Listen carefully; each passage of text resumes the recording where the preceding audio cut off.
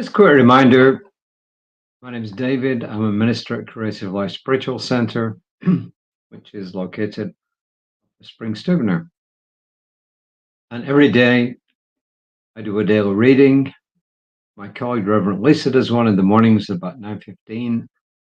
Mine are published through different sites. So you could get it in any of a number of different social media sites. And Reverend Lisa's are published mainly through Creative Life Spiritual Center's Facebook page and also on YouTube. I think it's her YouTube channel. Today's reading is interesting. Yeah, it's quite interesting actually. And when I tell you the title, you probably figure out why. It's called "Give Money Its Proper Due." Give money its proper due, or proper due.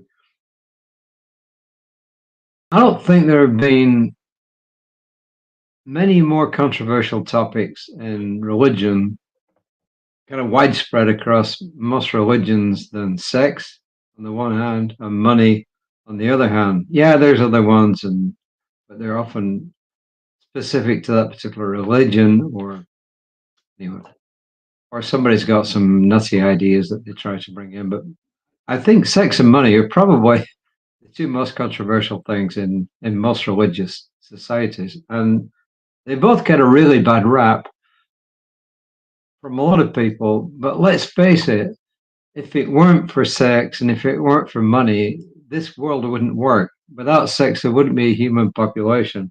And without money, this kind of world that we live in for the past several thousand years wouldn't work. So they're both really important. And as I said, they've had a bad rap, but they're incredibly important. And this is what Reverend Margaret put together on this subject. And the first one is from Ernest Holmes' This Thing Called You on page 15. And he says, "Therefore, you must be certain that your desire is toward more life for everyone, including yourself. Therefore, you must be certain that your desire is toward more life for everyone, including yourself." It's not specifically related to money, but what he's saying is, look, it's okay to desire things and to have things, but you've not got to be selfish and just want it for yourself. It's got to be for the general good as well as your own good. So that was the first one. The second one is from the Science of Mind textbook on page 260. By the way, the Science of Mind textbook, it's a big thing. It's a tome. It's a huge tome. Ernest Holmes wrote two versions of it, one in the 1920s, one in the 1930s. The one that's in common use is the 1930s one. And it's his thoughts about spirituality, life, religion, and everything. And it's what we base our teachings on. And in there he says, God is spirit, spirit is substance, and substance is supply. Okay, so the things flow through. And you can see how that applies to money, right?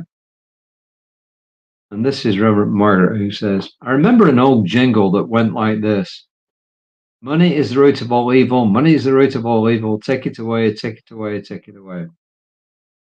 And she rightly says, this gave money a bad rap, besides the fact that it was an improper reading of the biblical verse that said it is the love of money that is the problem. And that's been a major misinterpretation. And you can go back and check that out. You can Google it. It says the love of money is the root of all evil, I think. She says, an old friend of mine added that it was the inordinate love of money that set us off track. So in other words, when our focus is just on money and acquiring it, then we've really lost track of how to live life.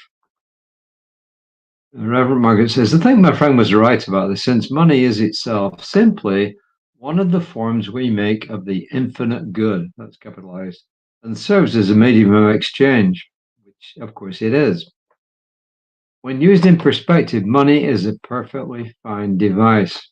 It is when we begin acquiring it as an end in itself that we find deep problems. He says, frankly, I enjoy money. It's such a handy use of the divine outflow, and it can be exchanged for many life-affirming services. as many great philanthropists know. We are wise when we give money its proper due without giving it more energy than it actually deserves. And it does take wisdom and real guidance in knowing how to use this medium in the best possible ways. The divine gifts come in many ways and forms, and the universal receivers, need to understand and respect what we have at our fingertips. And money is one of these gifts. In other words, she's saying that everything comes from one source, and that includes money. And it's okay to have money. I'm the person who usually does the announcements on Sundays at our church, if you like, spiritual center. I always remind people when it comes to the time to ask them to start either putting their offerings in the basket, which a lot of people don't do these days. Why? Because they give online, they give through Zelle, they give through credit cards, they get through checks that they'll leave at our office. They give through lots of different mediums, and what they put in the basket it's probably about a tenth of what we get. Maybe it's even less than that. I don't know. I don't know the percentage, but it's not a lot. So people give in lots of different ways. But the point I'm making is that I always remind people that we are very grateful for the money that we're given, and that we're good stewards of it, and that our main purpose in this is to get a message out to the world that helps make the world a better place for everyone. And that is the core of Ernest Holmes' message. Ernest Holmes never wanted to start a separate religion. He wanted to have a philosophy that would work in pretty well any religion. And it would help the people who applied this philosophy to become better people. Yes, it's spiritually, religiously oriented, but anybody could apply it. You would have to change the way that you look at it. If you're an atheist, you would have to change the way you look at it. But by and large, when you apply thought plus feeling to anything, it's going to produce results. So Ernest Holmes' idea was to help make the world a better place, help each individual be better. The state of California decided that it wanted to start applying taxes to people who weren't religious institutions. So in order to avoid just giving money away to the state that could be used better elsewhere, Ernest Holmes formed religious science of mind. Not to be confused, by the way, definitely not to be confused with Scientology. Put that out of your head. So, and we became another church. And Ernest Holmes always regarded himself as a Christian, but his intention always was that his philosophy could apply whether you were a Jew, a Muslim, a Hindu, a Baha'i, a Sikh, basically any religion, as well as various denominations of Christians. So that was his basic philosophy. And one of his philosophies was that money is good. It's just that you shouldn't be hoarding it for the sake of hoarding it, and you put it to good use for yourself and other people. So that's the basic message here, that money is good in itself. It's a medium of exchange, and it's all right to have money. It's all right to acquire money, providing that you're not selfish about it and you share it.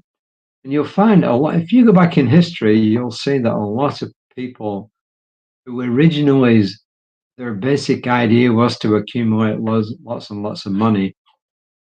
Many of them eventually saw through this as just being hollow and started becoming major philanthropists and distributing their money.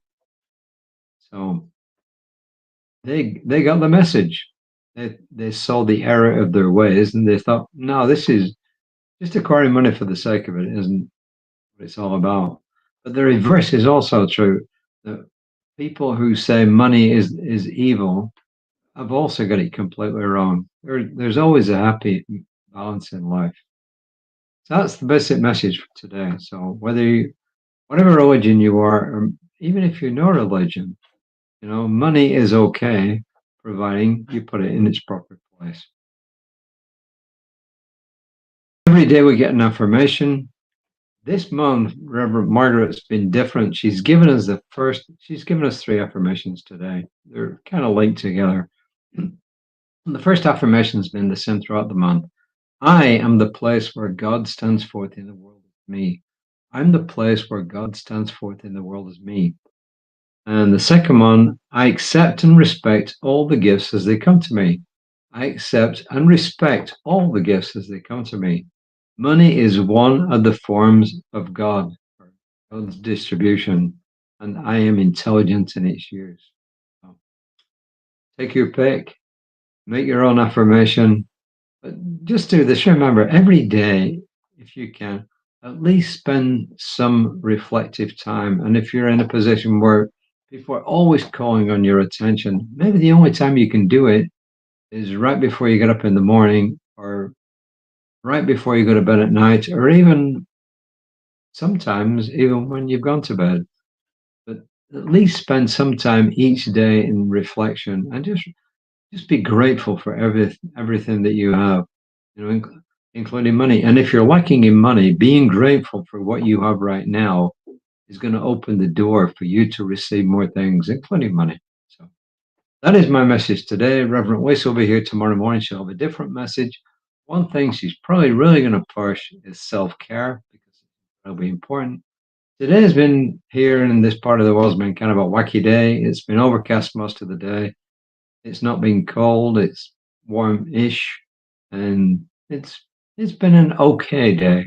Not a wonderful day, not an awful day. It's been one of those okay days. But I'm grateful for it because it's not freezing. I don't like cold weather, and there are no mosquitoes out there that I've met so far.